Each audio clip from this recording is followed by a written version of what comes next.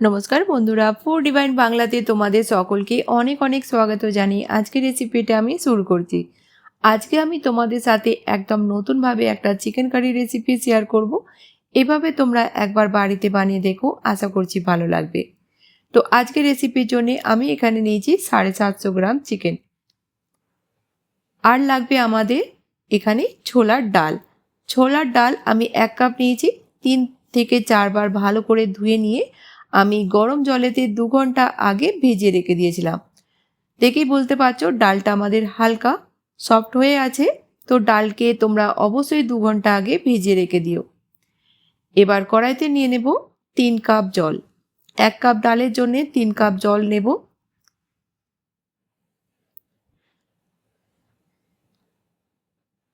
3 cup জল দেওয়ার পর দিয়ে দেব এখানে ডাল।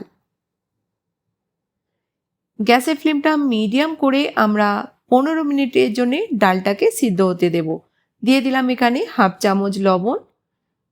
ঢাকা দিয়ে দেব 15 মিনিটের জন্য, যতক্ষণে আমাদের ডালটা সিদ্ধ হচ্ছে অন্যদিকে আমরা চিকেনটা বানিয়ে নেব। কড়াইতে নিয়ে নেব আমরা তেল।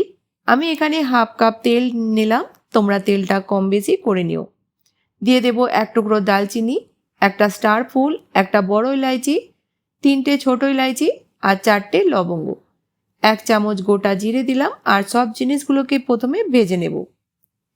সব জিনিসগুলো যখন আমাদের ভাজা হয়ে যাবে দিয়ে দেব 3টে মিডিয়াম সাইজের পেঁয়াজকে ছোট ছোট টুকরো করে কেটে।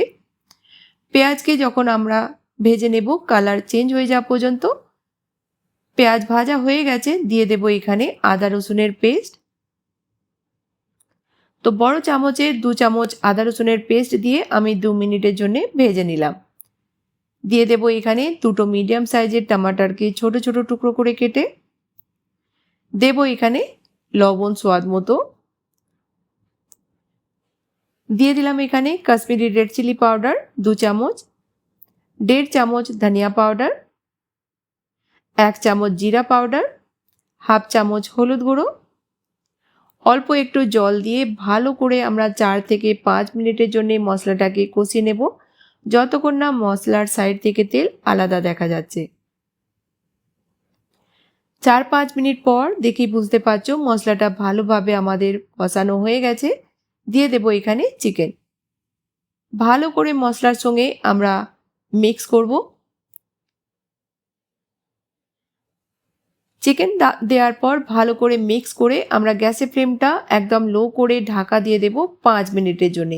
আর বীজখানে খুলে আমরা দুবার চেকও করে নেব। 5-6 মিনিট পর চিকেন ভালোভাবে আমাদের কষানো হয়ে গেছে।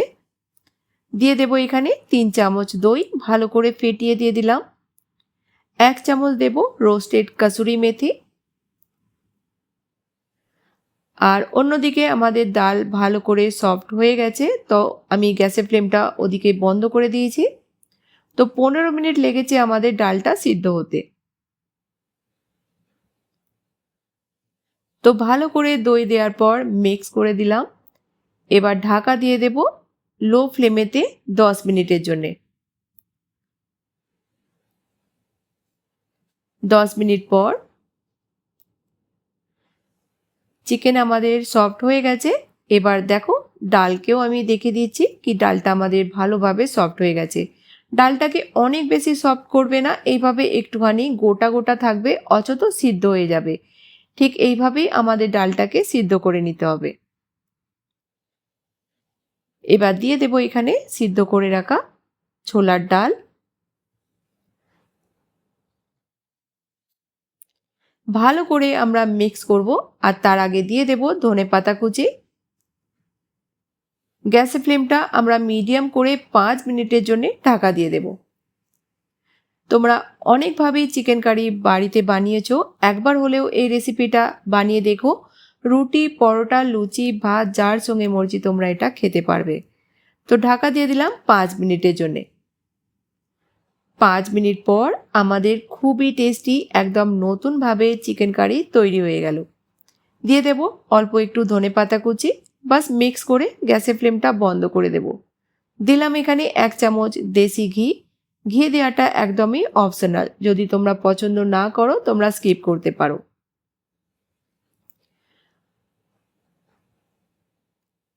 তো গ্যাসের ফ্লেমটা বন্ধ করে দিলাম। আমাদের টেস্টি চিকেন কারি তৈরি হয়ে গেল, আমরা সার্ভ করে নেব। বন্ধুরা, আজকের রেসিপিটা তোমরা কোন গ্রাম থেকে বা কোন শহর থেকে দেখছো আমাকে কমেন্ট বক্সে অবশ্যই বলো। তো চলো এবার আমরা সার্ভ করে নিই। তো বন্ধুরা, রেসিপিটা বাড়িতে বানাও, খাও, তারপরে বলো তোমাদের কেমন লাগলো। ভালো লাগলে অবশ্যই বন্ধুদের সাথে বেশি বেশি করে শেয়ার করো। তো নতুন কোনো রেসিপির সঙ্গে আবার দেখা হবে, ততক্ষণ ভালো থেকো, সুস্থ থেকো।